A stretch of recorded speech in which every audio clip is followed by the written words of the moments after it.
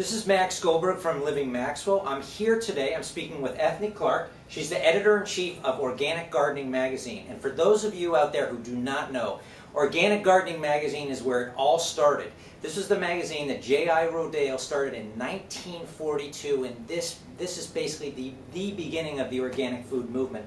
So Ethne, thank you so much for spending a few moments with me today. Pleasure. It's a pleasure to be here. Well, Ethne, I'm super excited to speak to you because organic gardening is growing. Your magazine is one of the few magazines to see, ad growth and circulation growth in this tough economy, is because people are really interested in this stuff. Correct.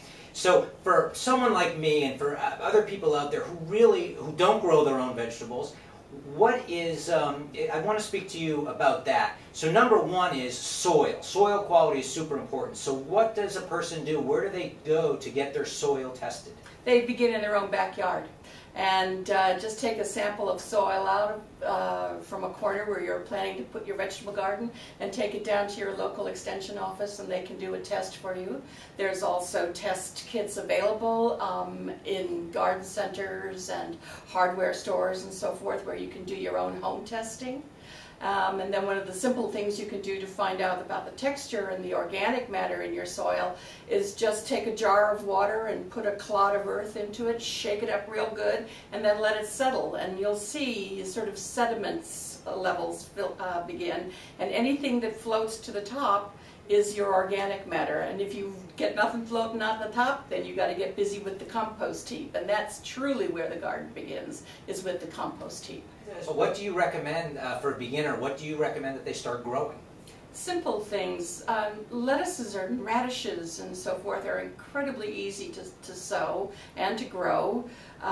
Radishes also will give you experience on pest and disease, because flea beetles love radishes, and so you'll learn a lesson there on how to protect your radish crop from flea beetles, usually by putting a floating row cover over it, or spraying it or puffing it with an organic pesticide.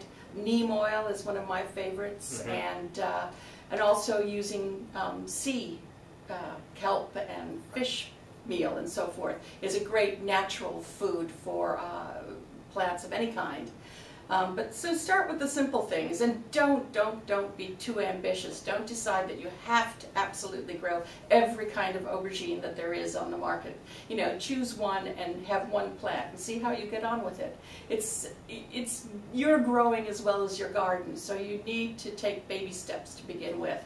And then once you've drunk the Kool-Aid, then you can just run away with it. And that's where the real fun really begins. And a lot of the hard work too.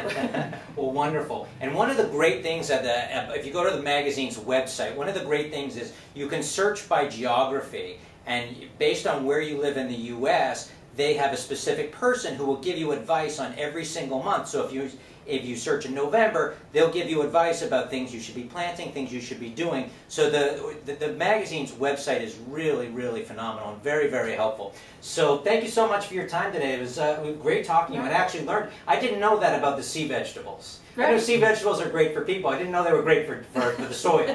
Absolutely. Yeah. Well, thanks for your time. Yeah, you're welcome. This is Max Goldberg from Living Maxwell. Just remember to buy well, eat well, and most importantly, live well. Thanks for watching. And organically. And organically, yes.